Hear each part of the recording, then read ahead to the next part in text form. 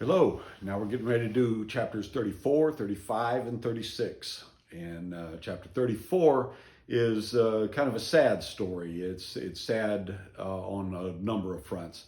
It's a story of Dinah, one of Leah's daughters by Jacob, and she is going out in the area around her to meet the other ladies. They've just moved into town, so to speak. And this guy named Shechem sees her and wants her and rapes her. And so he acts like he loves her. He asks his dad to go get her for him as a wife. She gets back to her family. Her brothers find out, and they don't care much about it at all. They are very mad. So Dad comes and asks Jacob for her as wife. Says, "What kind of price do I have to pay?" The offender Shechem says he'll pay whatever necessary. He really loves her and wants her as his wife. And so the brothers say, "We're all circumcised. It's a covenant that we have, and we want you, if you're going to be part of our family, all the men have to be circumcised." And they had a pretty bad ulterior motive when they said this. So then Simeon and Levi go 3 days after everybody is circumcised, and they kill everyone in the town. They kill all the men, they take the women, they take all their possessions, they take all their animals, and they take them back. That really upsets Jacob. He says, "We're going to be hated by all the people in Canaan. They're all going to band together. We're not going to be strong enough to defeat them, and they're going to come kill us." He hears from God. God says, "Don't worry about that. Everything will be fine." And and so it kind of ends.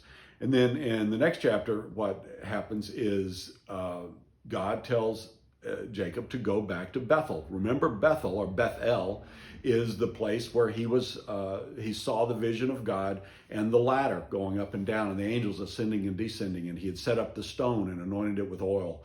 And he made this thing a special place. And God says, "Go back there." So he goes back there. Jacob tells his family to purify themselves, put on fresh clothes, get rid of their idols, and they go back there and offer sacrifice. There, God repeats for a third time his promise to Abraham. So he's told Abraham he's going to make a big nation. He's told Isaac he's going to make a big nation out of him. And now he's telling Jacob that he's going to make a big nation out of him. So when you think about Jesus referring to God, or God referring to himself as the God of Abraham, Isaac, and Jacob, now he's really done that. He's set himself up in all of these situations. He recounts the renaming of Jacob to be Israel. And so he's kind of reset that covenant. Again, we're getting ready to really start into the rest of Israel becoming a nation. And then finally, the next chapter, 36, is one that is the genealogy of Esau.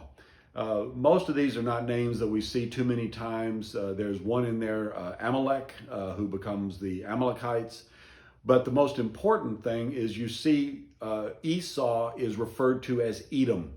From now on in the Old Testament, every time you see Edom, you're going to see someone who hates the Israelites, and they are always fighting with each other. They don't treat each other well. That animosity that existed between Jacob and Esau early on when they were younger may have subsided some in their older age, but it comes back to haunt them as they become two nations.